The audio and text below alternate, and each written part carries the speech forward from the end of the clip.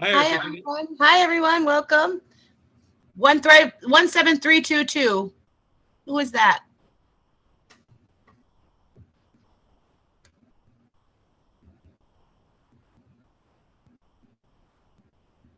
Hi Jerry. I see you. Hi, Erica. Can you hear me? Oh, is that you, Richard? Yes, it is. All right. You must be 17322. Oh, I guess so. All right. Yeah, I'm gonna unmute and yeah, if you could turn on your video too. And I'll just continue letting people in here. Welcome, welcome everyone who's here so far. Thank you.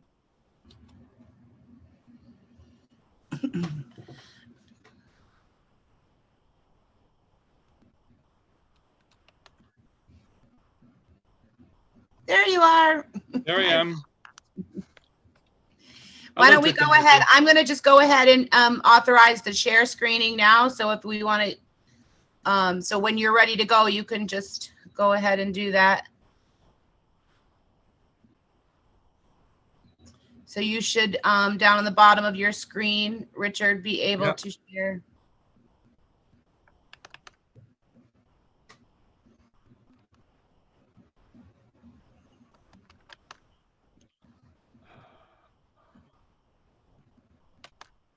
And I was just sending the link to people still now, so I'm going to check the email again just to make sure we don't have any last minute folks looking to join us.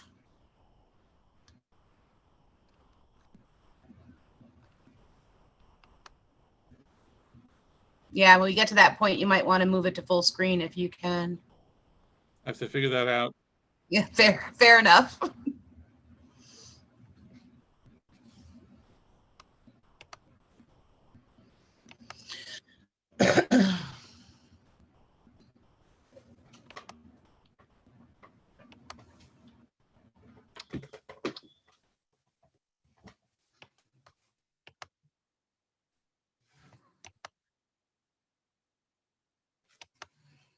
And I'm just going to give a couple more minutes here to let some folks join us.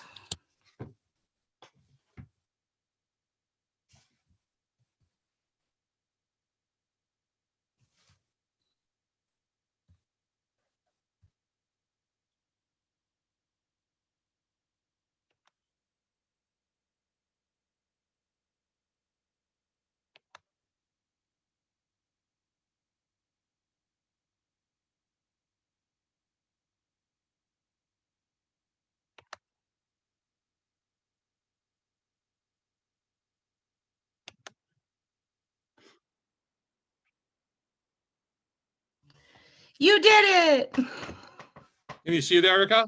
Yep, you did it. Great. Looks great. Great. Super.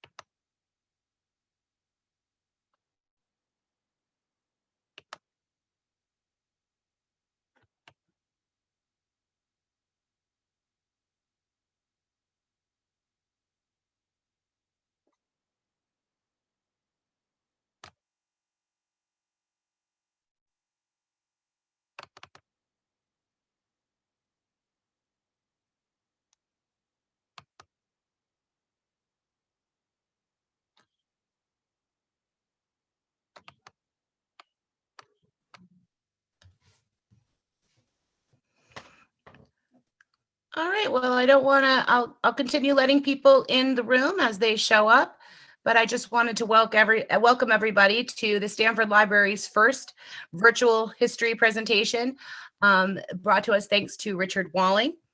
Just a few bits of housekeeping. If we end up getting disconnected for any reason, I will try and restart the meeting. So just hang on. If I did allow to send out the Zoom link without registering, so if heaven forbid anything does go sideways, I'll also end the meeting. I'll ask everybody to just keep their microphones muted throughout the presentation. We will have some time for some questions and answers at the end. And if you want to add something to the discussion in the meantime, or afraid you won't remember your question to the end, please feel free to utilize the chat box. Just make sure it's set to everybody, to make sure everybody gets to see your message. And I'd love if everyone also shared where they were joining us from tonight. And to say a little bit, again, I want to thank Richard Walling for presenting this program for us. A little bit about Mr. Walling. He is a historian specializing in African American and Native American history. He's a graduate of Rutgers University who says his first love was American history. A sampling of some of Mr. Walling's published works include My Year in France, the story of a Harlem Hellfighter; Edward and Eleanor and the Wages of Sin, which is about the infamous Hall Mills murders of 1922, among numerous other books on Native American history and genealogy. We are so excited to have Richard here tonight, and I'm going to go ahead and turn things over to him. Thank you, Erica. It's a great pleasure to share this information with folks. Everybody knows about the Legend of Utsayantha, and one of the legends that's best known appeared in 1945 with Arnold Bellows' publication of the Legend of Utsayantha. This is a personal copy that was loaned to me by a friend, and I'll be talking about this as we go through the legend part. But first, let's talk about history and legend, two sides of the same coin, the past. Now, of course, this is the famous image of Washington crossing the Delaware. It's a true event, but George Washington did not stand up in a boat. That's the legend. And there are many legends about Washington, just as there are many legends about other historical events. So I'm trying to see how to advance this screen. Oh, there we go. The historic roots of Utsayantha. Just bear with me for 1 second. I see. Let's see. Okay. Well, there's a painting by our mayor, Robert Schneider. This hangs at the library here in Stamford, and it shows the maiden, the Princess Utsayantha, as she is about to make her final and tragic ending of her own life after some very tragic events that she had experienced. So the historic roots of Utsayantha, we have to talk about the Algonquin people, the Iroquois people who lived in our area. The Algonquin included the Lenape, the Munsee, the Esopus, the Mohican. They were an ethnic group. Just think, for example, of the Celtic people in Western Europe and the Germanic people in Western Europe. Same space they occupied, but they were different ethnic peoples. And the Iroquois, or the Iroquois, included the most famous grouping, or the Mohawk, Oneida, Onondaga, Cayuga, Seneca, but there were others. There were the Susquehanna, there were the Wenro, there were the Hurons, etc. And they all played a role in the story of what became the legend of Utsayantha. Now, just to give us some background, native habitation in the Catskills, there are few Paleo-Indian sites. Paleo-Indian sites go back approximately 10,000 years. They were hunter-gatherers, they followed the big game, and this area has very, very limited amount of Paleo-Indian sites merely because of the harsh living conditions at that time. But as the environment changed, you get into the Archaic period, the Woodland period, and both of those periods are divided up into phases. And the Late Woodland period is what witnessed the arrival of the Europeans. Now, the Algonquin, very interesting group of people. Again, they are an ethnic group, and we base their ethnicity or their identity on language. So the people of this area, the Munsee, the Lenape, the Mohican, all share the same language as the Blackfoot, the Arapaho, the Cheyenne, the Miami, the Fox, the Algonquin people of northern Canada. So they originated in the Columbia Plateau and migrated eastward following the herds of animals. And this is just a little quote from the Algonquin migration from Plateau to Midwest linguistics, and archaeology. So the spread of the daughter languages of Algonquin had reached Western Idaho by 1500 BC, as an example. And archaeology matches that too, with burial practices particularly. The Lenape origin story, the Walam Olam is very suspect in terms of how it came to historic knowledge, but the basic tenets of the Walam Olam, the Lenape origin story, do kind of follow the archaeological record. And I won't go through all of these details other than to say that they resided in a very distant country on the western part of the American continent. They migrated eastward, they crossed the Mississippi River, and eventually they came to what they called the Wabanaki, or the tribe was known as the Abenaki, the land of the rising sun, which of course is the East Coast. Now, the Iroquois, on the other hand, there are two beliefs or two opinions as to where the Iroquois originated. And this shows the location of the Iroquoian people. Of course, up here in the Northeast, we have the tribes already mentioned. You had the Tuscarora in the South. You have the Cherokee in the South. Those are Iroquoian languages. So at one point, they were all one group of people at one point. One theory is that they developed in situ within the New York area. That means they developed from archaic and Paleo-Indian people. But a more recent belief is that they originated along the Susquehanna River in Pennsylvania and that they migrated both north and south. So this is a very controversial topic. We'll never know the truth. This is just a map of Iroquois villages along the Mohawk River between 1580 and 1779. You can see the Mohawk, and this is particularly the Mohawk castles or villages that were so prevalent in the area. And there was a Mohawk village at Fort Hunter at the mouth of the Schoharie and the Mohawk. The villages that came about further south near the village of Schoharie, or the town of Schoharie, that was a mixed community. Mohican, Mohawk, and other groups lived in villages that developed a little bit later after the contact period. Then, of course, the Europeans arrived. The French in Canada, the Dutch in New Netherland, that became New York. You had the Esopus Wars, the Iroquois versus the Algonquin conflicts, the settlement of Schoharie in the 1710s. So this really brought about vast changes to the native people living here. Now, if there was a Princess Utsayantha, this was the world that she would have lived in.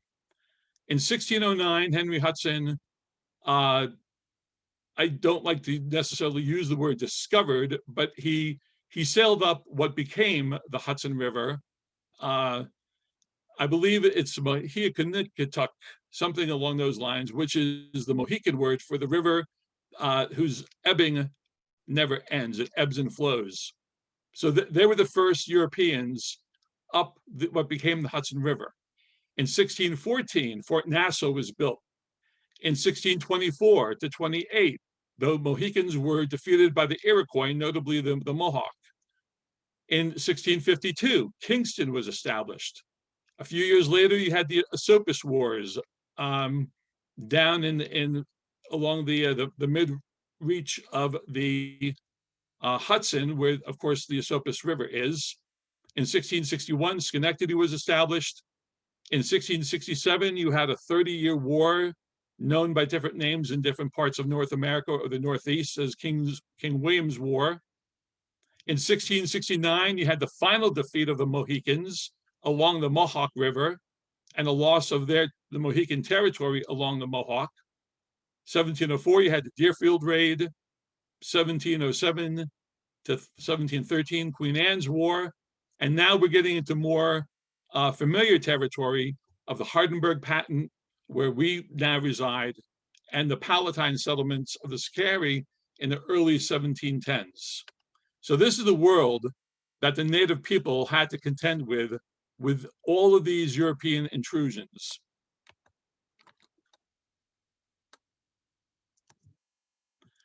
Now, this is a map of the Hardenberg Patent. Up on the very top of the screen is Lake Utsayantha. That was the boundary for the Hardenberg Patent until it was debated in the 1740s, but that's another issue.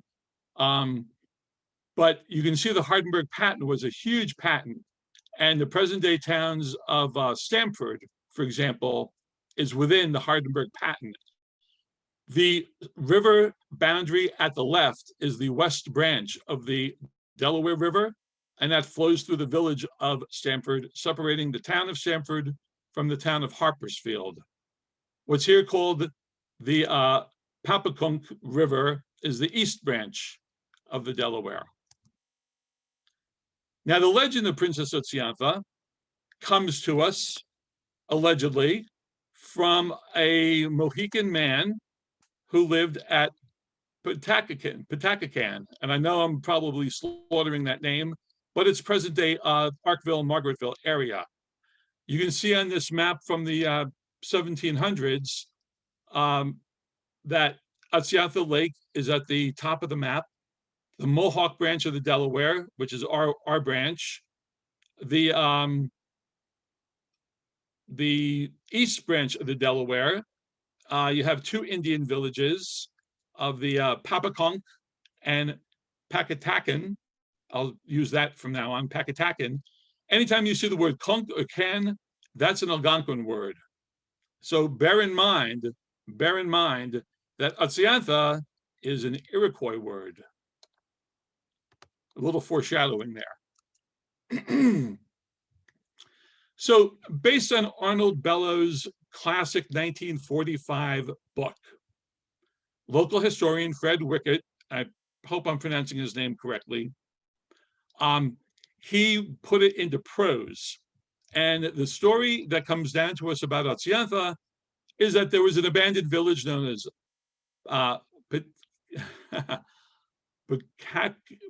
Pacatacan, discovered by white settlers in 1762. There was near the village, there was one lone Mohican named Tunis. He was an ancient warrior. He lived many years in the deserted village in peace among the white settlers. He welcomed whites to his wigwam, and as they sat around the fire, he shared with them what food he had available. And as guests were sitting in his wigwam, he told them stories of the Catskills and of his people, one of those stories being the story of Princess Utsayantha, complete with background, perhaps with embellishment. His story is the earliest recorded story I relate to you now in belief that it is the true story. Well, this is all from Arnold Bellows' work. So there are three poetic versions of the legend of Utsayantha, all by local men. 1873, Eugene Boughton, a local youth and a Yale student. 1931, Heth Griffin. I'll talk more about Heth in a moment. And in 1944, Reverend Bellows' work, The Legend of Utsayantha. Now, I will read Boughton's work because it is short, and each one has its own twist on the tale. And I'm just going to move this box a little bit so I can see all the words. And here we go. A jewel set around with emerald hills, Lake Utsayantha lies, where gathers first the Delaware from sparkling mountain rills. Not yet into that flood majestic burst, which sweeps the Jersey shore and ocean fills. Here came one autumn day as down the west the sun was gliding fast, an Indian band, and having made their wigwam camp to rest, they early sank, save one, who sternly grand beside the campfire walked and smote his breast. A quenchless passion, like a tempest swept the chieftain's soul. His fairest daughter long had loved a paleface, and had secret kept her love, until one day its fatal song, an arrow, sung, and in death's arm he slept. The warrior saw her pale-faced child, and felt his spirit burn within. He long had fought his people's foe, and scarcely, when she knelt and pled, her wondrous loveliness had brought his hand to spare the blow it almost dealt. The campfire died away, and dying lent the chieftain's grief a calm. Two trusty braves he softly waked, and through their souls he sent one look, and pointing toward the moonlit waves and toward the maiden's door, he spoke and went. Fair Utsayantha heard, and when they took the infant from her arms, she shed no tear. She was a red man's child, but one wild look she cast upon the babe, that so severe fell on the braves, that it their purpose shook. And when their steps grew faint, with stealthy tread, and like some moving shadow weirdly wrought, she followed them until their pathway led to where the ripples broke, then trembling sought the water's edge and waited faint with dread. She saw a white canoe glide from the shore. She saw it pause halfway across the lake. She saw a hand upraise her infant oar. The wave, she heard a larger ripple break. She marked the spot, nor elsewhere looked she more. And when their dying footsteps gave no sound, she sought that white canoe. It glided out halfway across the lake. She drew around her close her robe, then breathed this prayer devout: Great Manitou, the blessed hunting ground I seek. The way is long, and monsters frown. Send me from out the spirit land to guide. She plunged beneath the wave and sank to drown. The waters closed above, the pine trees sighed, the pale moon looked in silent pity down. So here is the first poem written by a local man. There's no tribal affiliation. It's a temporary camp at Lake Utsayantha. She gives birth to a white man's baby. The baby is drowned, and Utsayantha then commits suicide at the same spot. Now, Heth Griffin is, or I should say, was a local man, local descendant of the original Heth Griffin, who settled in Stamford in 1794. He was the great-grandson of the original Heth Griffin. The original Heth Griffin's son was Charles Griffin, who, among many, many, many civic duties, was a historian and wrote a history in 1881. Well, his son, Heth Griffin, wrote a poem in 1931. And I won't read this aspect. It's a very, very, very long poem. It's just that the main points are that the legend was handed down from the first white settlers. Utsayantha's suitor was a Frenchman sent to enlist the aid of the local band in France's fight against the English. Though the chief refused, the stranger and his daughter wed. A child was born. The father killed the babe and had the Frenchman run a gauntlet, and the Frenchman was killed. And of course, the story ends with Utsayantha going into the middle of the lake and where she drowns herself. So I'll just read the last couple of words. On the second side, there is a mound where people stop. On that mound, some tribute lay. No monument of death now warns nor relates that tragic tale. The mount itself her name adorns as she sleeps beside the trail. By red man's law, her spirit lives within some form wild and free, and ventures forth when darkness gives this land much mystery.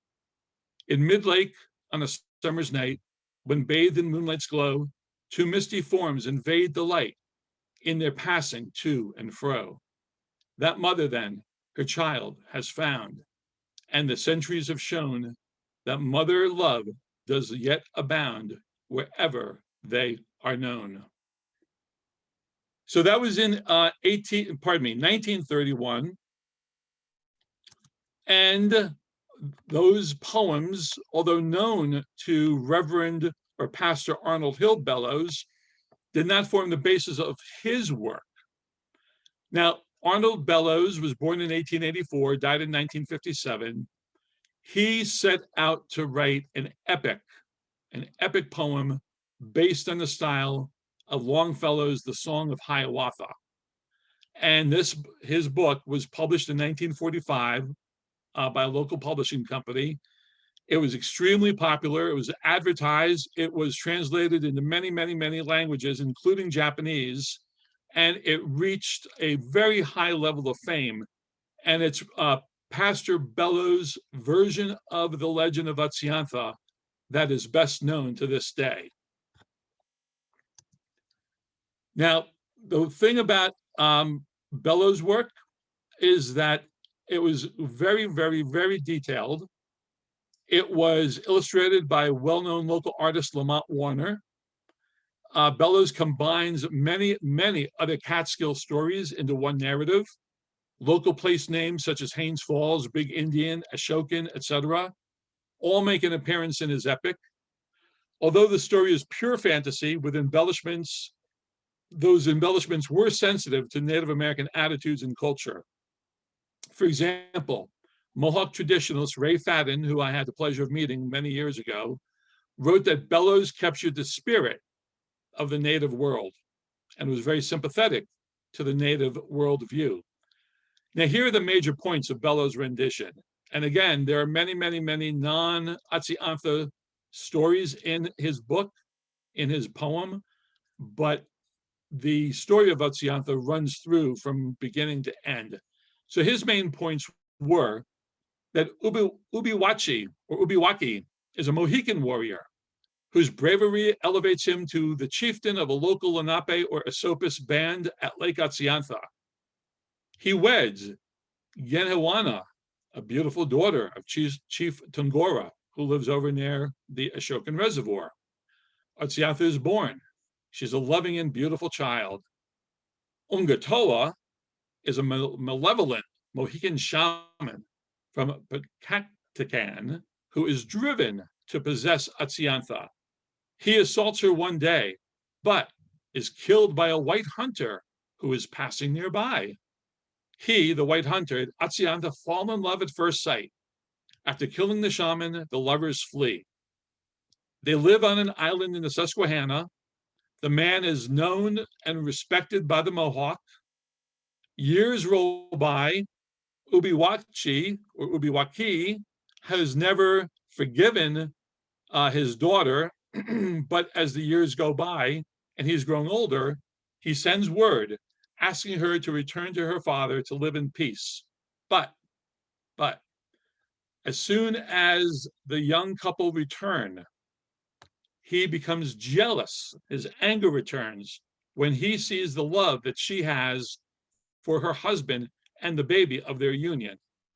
Several seasons go by, winter, spring, summer, fall, and as the seasons go by, his anger builds and builds and builds until finally he, the chief, slays the white man with an arrow.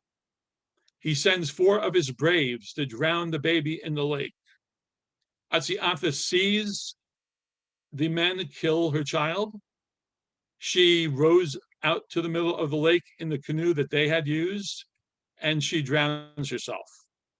The same warriors go out, they recover the body, they carry the body up on Mount Utsayantha, which she had always loved since she was a child.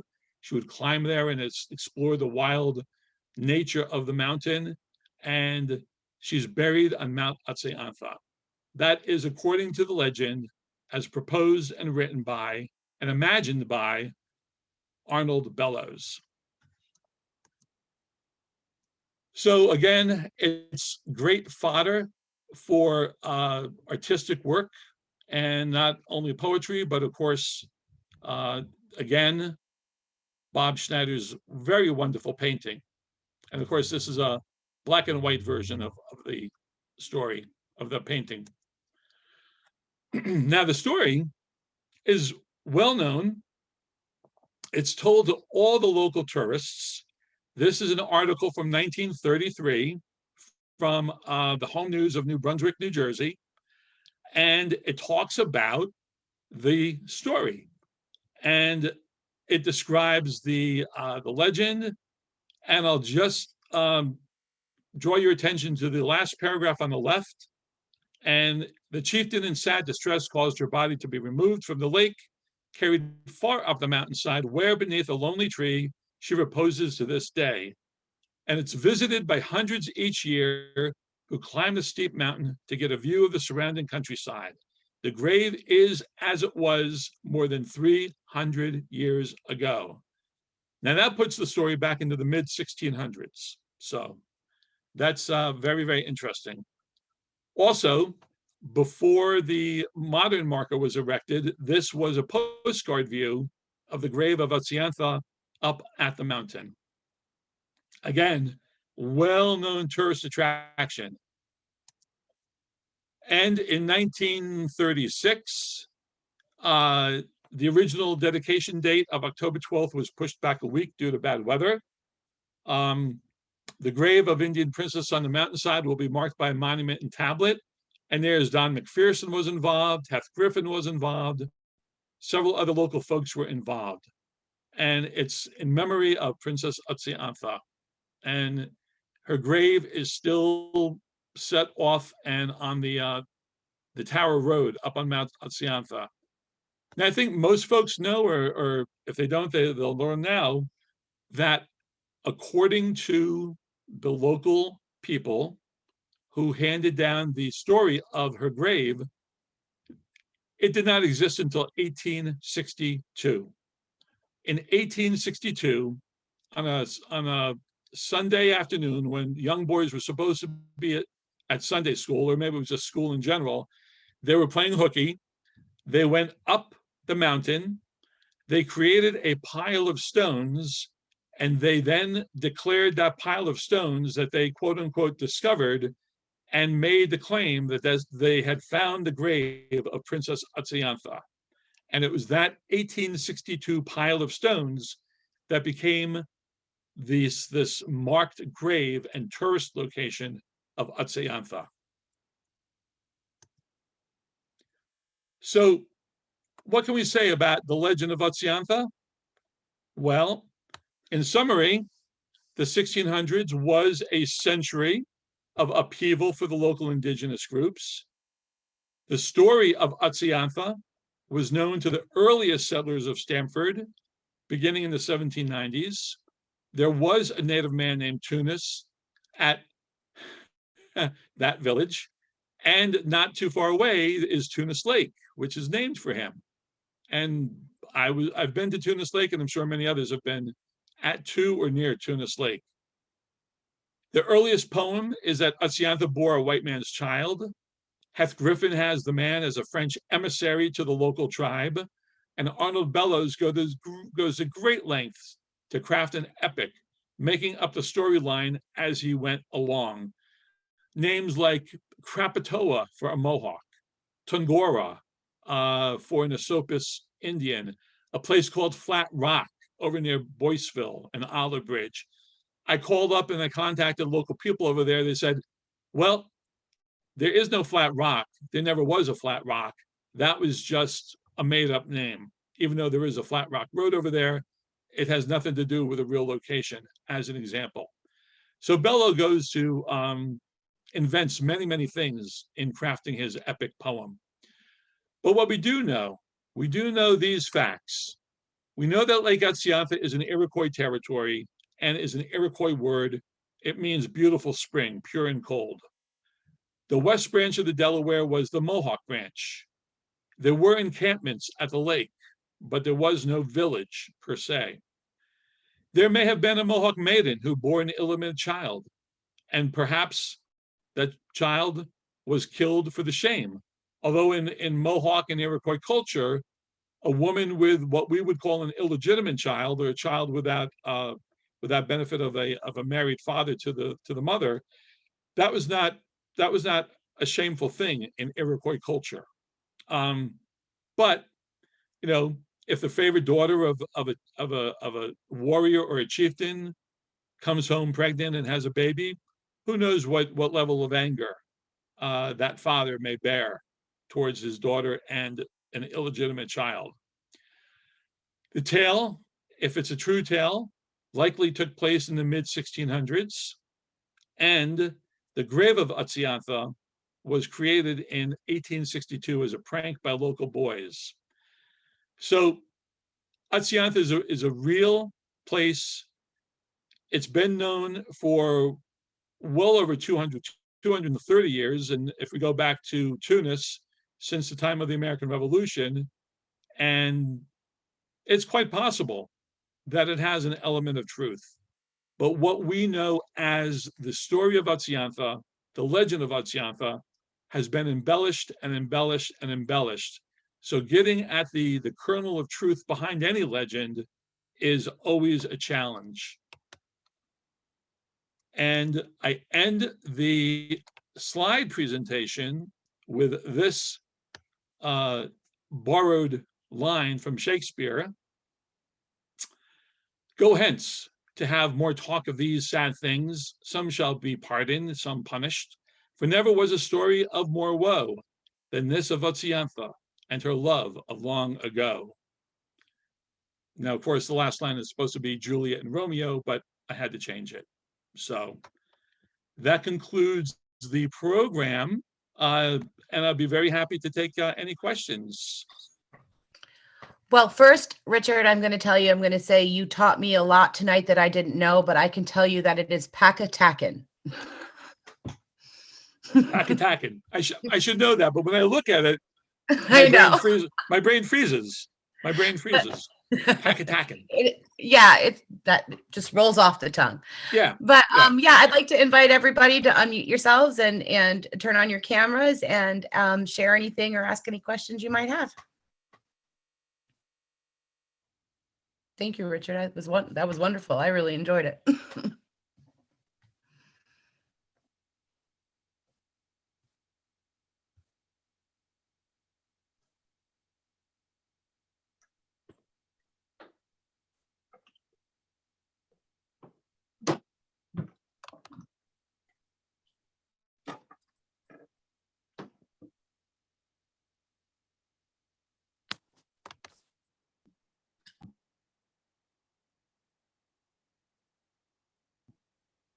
Hey, it's Brett.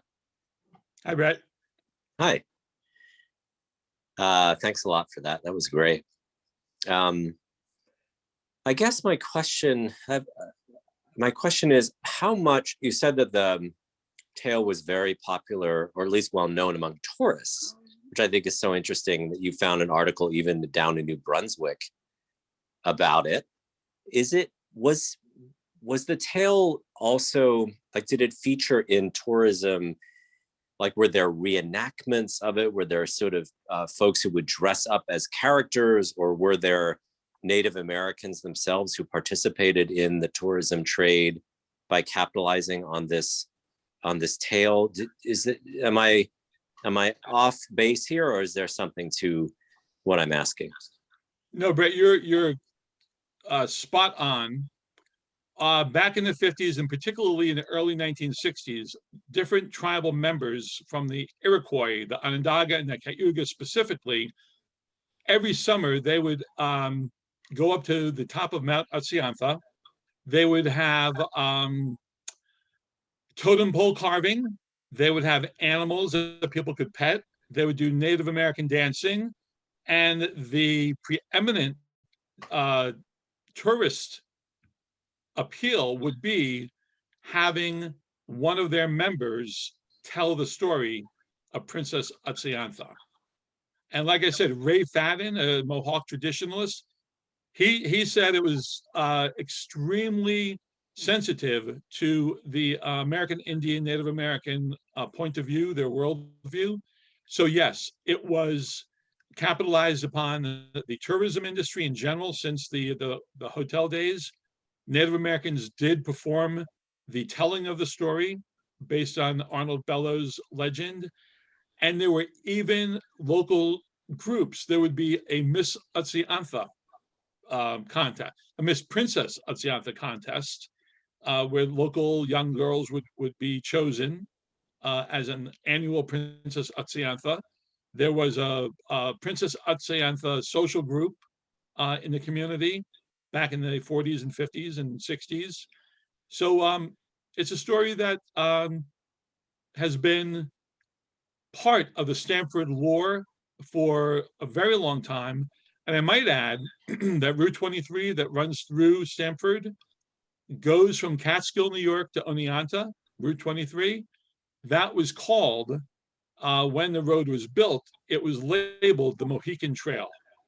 And in fact, over in Leeds, New York, near Catskill, a Mohican village was discovered back in the 1990s when a Walmart wanted to build at that spot, which they were forced not to build on because of the Mohican village. So the short answer is yes, it was used for tourism since the hotel days and also capitalized upon by Native American groups. Thank you so much. It's really fascinating. And also I was just amazed that the book was translated into so many languages and reached a global audience, which is, I don't know, it's kind of stunning. I mean, my last question is, are you aware of how the poem was received? You said it was in the style of Longfellow, but how did critics receive it? It was popular, but was it seen as a successful emulation of his style and well received from a literary standpoint, or was it more just a popular success but not necessarily well regarded? Another good question, Brett. From all that I know, and I don't know everything obviously, but from all of that I've studied, researched, looked at, it was socially popular, like pop culture, particularly in this area.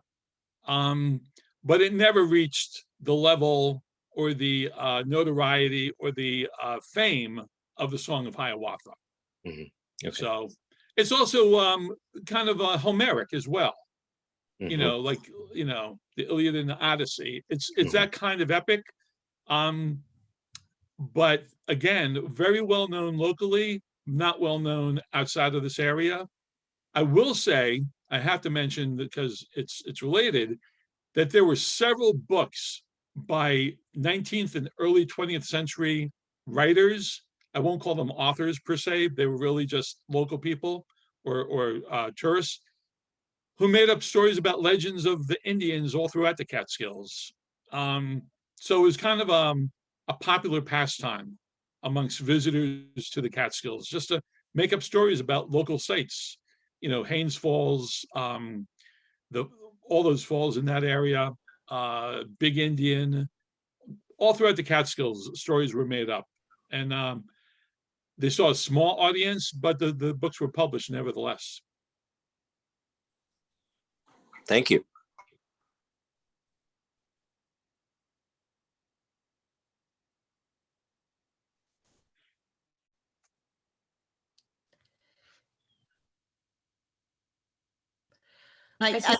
Sorry. Yeah, I see someone has their hand raised. Please feel free to ask your question.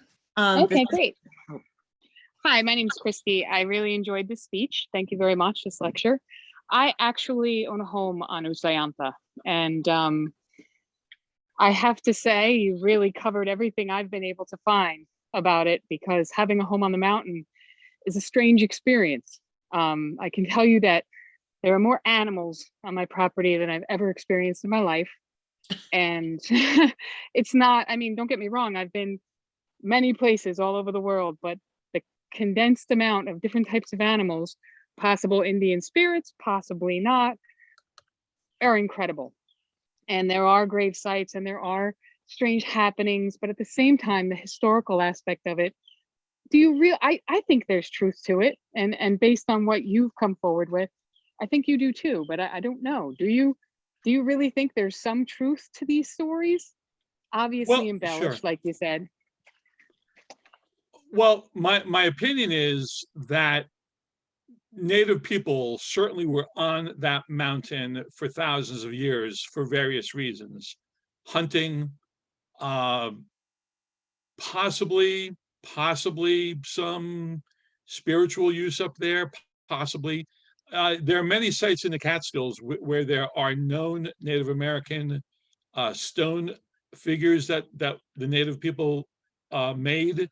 I haven't spotted any on Utsayantha, but I've only been on a small portion of it. There are caves up there. I know 4 local people who've been in 2 caves up there, but it's very hard to get.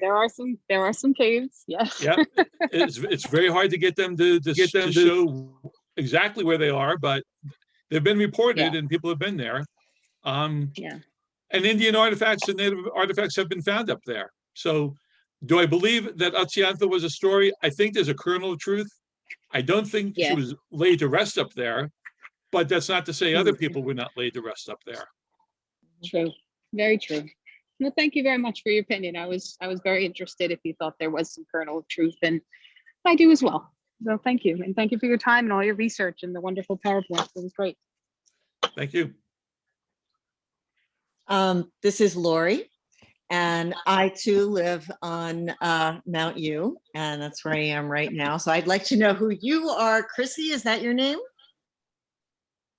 I just muted myself so I wouldn't make noise. Yes, my name is Christy. How are you? Okay, fine. Yeah, we also live on Mount U, and Nice. you're certainly right about the animal population. But it is an incredibly special place to live, and like Chrissy, I really enjoyed hearing more about the history of the area, sort of seen through the lens of that legend. And thank you for putting this together.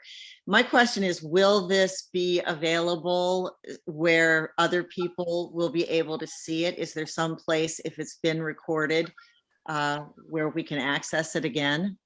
Yes, actually, I'm going to go ahead. If you got the link through the Stamford Library events Gmail. Yep. So what I'm going to do is go ahead and send everybody this recording so you can watch it again and share it as well. Okay, thank you.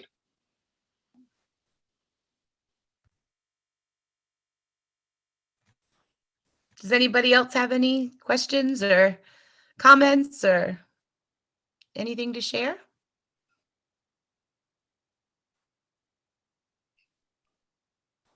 Well, thank you again, Richard. I thought this was fantastic. I was going to conclude by telling everybody that I will be forwarding this recording to the email address that they had sent the initial request to. And I want to thank you again, and I want to thank you everybody for joining us, and to just keep an eye out for more upcoming events with the Stamford Library. Thank you so much. Thank you very Erica. much. Let me just I'll put in a plug, the local history room at the Stamford Library. Yes, it's We'll be amazing. happy to see you. We'll be happy to have you, and please come and see us. Thank you. Everyone have a wonderful evening. Oh, and just so everyone knows, if you're interested, we are having a plant swap tomorrow. So if you have anything from your garden that you need to clear out and you'd like to share with other people, come to the Stamford Library tomorrow and Saturday, and we'd love to have you involved. Thank you so much. Take care. Good night. Good night.